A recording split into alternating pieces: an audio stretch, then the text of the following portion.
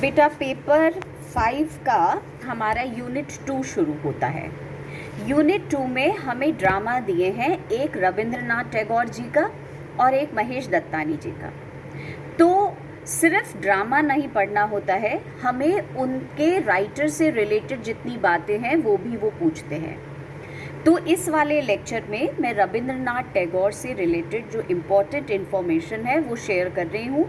आप सुन लीजिए उसको और उससे रिलेटेड क्वेश्चंस आते हैं। सबसे पहली बात बेटा, रविंद्रनाथ टैगोर, उनका जो डेट ऑफ बर्थ है ध्यान रखना 7 मई 1861। 7 मई 1861 कैलकाटा पे टिक करोगे, जिसे आजकल हम कोलकाता बोलते हैं, उस ज़माने में कैलकाटा बोलते थे। उनके फादर का नाम था महर्षि देवेंद्रनाथ टैगोर। देवेंद्रनाथ टैगोर उनके फादर का नाम। और बेटा ये अपने फादर से, महर्षि देवेंद्रनाथ टैगोर से बहुत ही ज़्यादा इंस्पायर्ड थे, क्योंकि इनके फादर मिस्टिक थे। मिस्टिक का मतलब होता है जो बहुत ज़्यादा आध्यात्मिक हो, वो जो बहुत सोल कॉन्शियस हो। तो ये बहुत ज़्यादा अपने फादर से इंस्पायर्ड थे। रविंद्रनाथ टैगोर के ग्रैंडफादर का नाम भी दिया हुआ है, और बेटा उनका नाम था प्रिंस द्वारकानाथ टैगोर।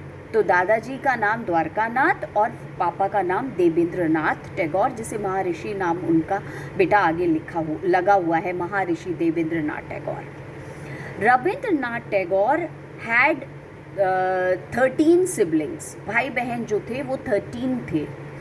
ये 14th नंबर के थे। He was the youngest child of his parents. अब बेटा जब ये बड़े हुए तो ये जो है वो simple middle class boy family में बड़े हुए, सिंपल मिडिल क्लास।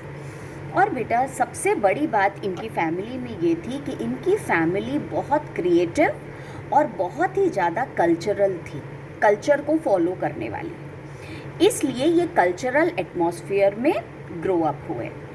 और बेटा इसके बाद इनको नेचर से बहुत प्यार था, और नेचर से भी मतलब इनके ऊपर नेचर का भी बहुत इन्फ्लुएंस था। जैसे अपने फादर से बहुत इंस्पायर्ड थे, ऐसे ही नेचर को देख करके नेचर से लेसन्स लेना वो भी ये बहुत करते थे। अब इनकी एजुकेशन के बारे में आ जाते हैं। तो बेटा बड़े ध्यान से सुनना, इनको कोई रेगुलर स्कूलिंग नहीं मिली। इन्हें तो बेटा कैलकाटा के स्कूल्स पसंद भी नहीं थे। ये कैलकाटा के स्कूल्स को बहुत कॉन्टेम्प्ट से देखते थे, मतलब बहुत डिग्रेड करके, कोई उनका अच्छा रिकॉग्नाइज नहीं करते थे स्कूल्स को कैलकाटा के। और बेटा एक बार तो इन्होंने कैलकाटा के स्कूल्स के लिए एक पूरा फ्रेज यूज़ किया है। इन्होंने बोला है हमारे यहाँ के स्कूल्स पीनल सर्विट्यूड जैसे हैं इन अंडमान्स। जैसे अंडमान आइलैंड्स में जेल होता है ना, वहाँ गुलाम बना के रखा जाता है, ऐसे ही उन्होंने बोला पीनल सर्विट्यूड इन अंडमान्स के जैसे हमारे स्कूल्स हैं। तो इतना कॉन्टेम्प्ट था, इतना डिग्रेड करते थे स्कूल्स को, पसंद नहीं आते थे इनको। अब बेटा जब ये 17 ईयर्स के हुए तो इन्हें इंग्लैंड पढ़ने भेजा, और जब ये गए इंग्लैंड 1878 की बात है। अब बेटा वहाँ इन्होंने लंदन यूनिवर्सिटी में पढ़ाई करी, और लंदन यूनिवर्सिटी में इनके एक प्रोफेसर थे, उनका नाम भी ध्यान से सुन लो, professor Henry Morley. Henry Morley जो थे उनके साथ इनका बेटा बहुत अच्छा रिलेशन था, वो इनको काफ़ी एनकरेज करते थे। वहीं लंदन यूनिवर्सिटी में इनकी दोस्ती हुई लोकन पायलट से। तो लोकन जो थे वो दोस्ती जो इनकी वहाँ पे हुई लंदन यूनिवर्सिटी में लोकन पायलट से, वो बेटा लाइफ लॉन्ग चली, सारी ज़िंदगी इनकी दोस्ती उनसे रही। और ये भी फ्रेंड बहुत अच्छे थे, ये भी इनको बहुत एनकरेज करते थे। उसके बाद बेटा ये वापस आए वहाँ से पढ़ के, फिर इन्हें मेड्रास भेजा गया। इनकी फैमिली चाहती थी कि ये लॉ करे, तो ये मेड्रास गए, ये वहाँ पे लॉ भी पढ़े। उसके बाद बेटा जब ये वापस आए तो इन्होंने बंगाली तो सीख ही रखी थी, इंग्लिश इन्हें आई गई थी, और संस्कृत भी इन्होंने सीखा था। और बेटा इन्होंने म्यूज़िक की ट्रेनिंग भी ली बहुत सारे म्यूज़िक टीचर्स से, अच्छे वाले म्यूज़िक टीचर्स से। और बाद में बेटा मैथमेटिक्स एस्ट्रोनॉमी, वो एस्ट्रोनॉमी आप समझते हो, ज्योतिष शास्त्र, और बेटा म्यूज़िक, सब कुछ इन्होंने सीखा था। ठीक है, तो आप देख रहे हो कितने वर्सेटाइल थे, कितनी सारी चीज़ें इन्हें मालूम थी। अब हम आगे जाते हैं बेटा। इनके जो बड़े भाई थे उनका नाम था ज्योतिरिंद्रनाथ टैगोर। तो ज्योतिरिंद्रनाथ टैगोर की जो वाइफ थी, मतलब इनकी भाभी, उनका नाम था कादम्बरी देवी। और बेटा ये तो 14th नंबर के चाइल्ड थे, तो भाभी जो थी वो तो बिल्कुल माँ के बराबर थी। और इनकी पर्सनैलिटी पे जैसे नेचर का बहुत असर पड़ा, जैसे अपने फादर का बहुत असर पड़ा, इन्फ्लुएंस आया, वैसे ही अपनी भाभी कादम्बरी देवी का भी बहुत इन्फ्लुएंस था। अनफॉर्चुनेटली कादम्बरी देवी की जो ज़िंदगी थी वो बहुत लंबी नहीं थी, उनकी डेथ हो गई, पर वो भी इन्हें बहुत एनकरेज करती थी और बेटा इंस्पायर करती थी। और 1884 में भाभी की डेथ हो गई। She was like a mother figure to Rabindranath Tagore. अब बेटा जो रविंद्रनाथ टैगोर की शुरू की पोएम्स है, जब इन्होंने लिखना शुरू किया तो कई जगह ऐसा दिखाई देता है कि इनकी पोएम वो लव पोएम्स होती थी जिस प्यार को जवाब नहीं मिला हो। तो इंग्लिश में हम उसे बोलते हैं unrequited love. Unrequited love, that means unresponded love, वो लव जो कि रिजेक्ट हो गया हो, ऐसा इनका थीम था पोएम्स का। बाकी इससे ज़्यादा बेटा कोई और बात नहीं करें। अपनी भाभी, अपने फादर के अलावा इनकी पर्सनालिटी पे जिनका असर था वो थे बेटा, इन्होंने बोला है विद्यापति। विद्यापति कौन थे? एक वैष्णव पोएट थे, उनसे भी ये बहुत इंस्पायर्ड थे। और बेटा साथ में ये वेदास, जो वेद होते हैं ना हमारे, वेद और उपनिषद भी पढ़ते थे, भगवत गीता भी पढ़ते थे। बेटा कहीं वर्ड अगर दिखाई दे ना, मेटाफिजिक्स, थिज्म, तो थीज्म का मतलब रिलीजन, मेटाफिजिक्स का मतलब बेटा आत्मा की बातें, उन सब से ये बहुत ज़्यादा इन्फ्लुएंस्ड थे, उसमें यकीन करते थे। आगे बेटा कबीर, नानक और ये तो विद्यापति तो बता दिया, श्री राम कृष्ण, चैतन्य महाप्रभु, इन सब की पोयम, इन सब की लाइफ के बारे में पढ़ना भी इन्हें अच्छा लगता था, उनसे इंस्पायर्ड होते थे। और बेटा रविंद्रनाथ टैगोर हालांकि इंग्लिश एजुकेटेड जो है वो बेटा ले चुके थे, पर उसके बाद भी बेटा इन्हें अपने, जैसे बोलना चाहिए ना, भक्ति और रिलीजन का पूरा नॉलेज था। आगे बेटा इनके जो तुम जीनियस पढ़ोगे कि कितना सारा इन्होंने काम किया, कौन कौन सी चीज़ों में किया, तो आप कितनी सारी चीज़ें देखो। ये बंगाली पोएट भी थे, प्ले राइट का मतलब ड्रामेटिस्ट भी थे, ड्रामा भी लिखा, क्रिटिक कॉम्पोज़र भी थे बेटा, शॉर्ट स्टोरी राइटर भी थे, और साथ में एसेइस्ट भी थे। तो इतना सारा इनका वर्सेटाइल था, बहुत अलग अलग तरीके का काम किया इन्होंने।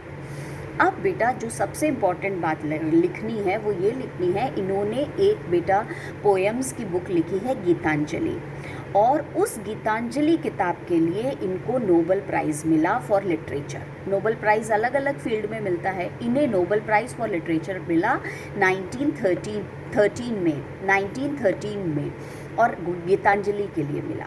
तो पूरे वर्ल्ड में इनको कैसे जाना जाता है? By the writer of Gitanjali. तो बेटा उसकी वजह से इनका रिकॉग्निशन है।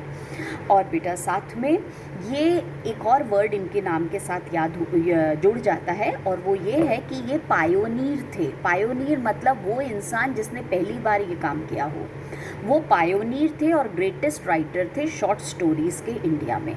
उससे पहले ऐसा मानते हैं कि इंडिया में बहुत सारी शॉर्ट स्टोरीज़ नहीं लिखी जाती थी, तो ही वॉज द पायनियर, और Pioneer and greatest writers of short stories. क्या लिखते थे शॉर्ट स्टोरीज़ में अपनी? वो बेटा कॉमन मैन जो होता है इंडिया का, उसके इमोशंस को दिखाते थे, उनकी डे टू डे लाइफ के बारे में कहानी लिखते थे। और बेटा इन्होंने जो सोसाइटी के, देश के जो इश्यूज़ थे, बर्निंग इश्यूज़, करंट इश्यूज़ जिसे बोलना चाहिए, लाइफ की, बेटा इंडियन सोसाइटी की जो बातें होती थी, जो देश की बातें होती थी, उसके ऊपर भी ये कमेंट करते थे बहुत बोल्ड होकर के। तो बेटा ये अपने देश के बारे में भी बहुत कुछ इम्पॉर्टेंट बातों के बारे में लिखते थे, और ये वो ज़माना था जब अंग्रेज़ हमारे ऊपर रूल कर रहे थे, तो ये डरते नहीं थे उसके लिए। और बेटा इनकी आप नॉवेल्स पढ़ोगे या इनके ड्रामास पढ़ोगे तो उसमें तुम्हें एक चीज़ तो मिलेगी, और वो ये है कि सोसाइटी की झलक मिलेगी। पर लास्ट में सबसे अच्छी बात आप याद करके रखोगे, कल भी हमने ये बेटा नॉवेल्स में करी थी, रीजनल नॉवेल्स में, कि ये हमेशा मोरालिटी की बात करते थे। मोरालिटी का मतलब क्या सही है क्या गलत, और सही काम को करना चाहिए। ठीक है, इसके बाद बेटा आपकी बुक्स में भी दिया होगा, वो पढ़ के जाना, बहुत इजी होता है। इनके इम्पॉर्टेंट प्लेस ड्रामास कौन कौन से हैं? Chitra, the king of the dark chamber, मुक्त धारा, द पोस्ट ऑफिस जो हमारे सिलेबस में है हम पढ़ेंगे, sacrifice and other plays, Natir Puja, the cycle of spring, Chandalika, the curse of a farewell, devouring love और रेड ऑरलैंडर्स। ये बेटा इनके प्लेस के नाम हैं, मैंने बोल दिए हैं, एक बार आप खुद रीड कर लेना, सिर्फ नाम। शॉर्ट स्टोरीज़ के बारे में इतनी तारीफ़ करी है हमने इनकी, तो शॉर्ट स्टोरीज़ कौन कौन सी होती थी? Hungry stories and other stories लिखी है इन्हें किताब, broken ties, the house warning, the broken nest, और बेटा ये तो पूरी की पूरी नॉवेला है, बड़ी सी। द ब्रोकन नेस्ट तो नॉवेला है, नॉवेल के जैसी है। होम कमिंग, काबुली वाला, in the night, the skeleton, victory, machine, vision, renunciation, my fair neighbour, the hungry stones, ये सारी बेटा इनकी शॉर्ट स्टोरीज़ के नाम हैं। पोएम्स ज़्यादा नहीं है, पोएम्स एक तो है ही बेटा गीतांजलि, जिसे हम बोलते हैं सॉन्ग ऑफरिंग्स, सॉन्ग ऑफरिंग्स। इसमें बेटा डिवोशनल, भक्ति भाव वाले छोटी छोटी पोएम्स हैं डिवोशन की, और बेटा इसमें बंगाली में लिखी हुई है, और बेटा 1912 में इसे लिखा, और इसी किताब के लिए उन्हें 1913 में नोबेल प्राइज़ लिटरेचर के लिए मिल गया। और ये था बेटा डिवोशनल, भक्ति भाव वाली छोटी छोटी पोएम्स हैं गीतांजलि। और इनके पोएम्स के नाम हैं lover's gift, crossing, the fugitive and other poems. ठीक है, ये सारा कुछ रविन्द्रनाथ टैगोर के बारे में हो गया। अब इनका जो पोस्ट ऑफिस ड्रामा है उसके बारे में मैं थोड़ा सा बताऊंगी, और फिर हमारा ये वाला रेडी हो जाएगा। Bye, take care.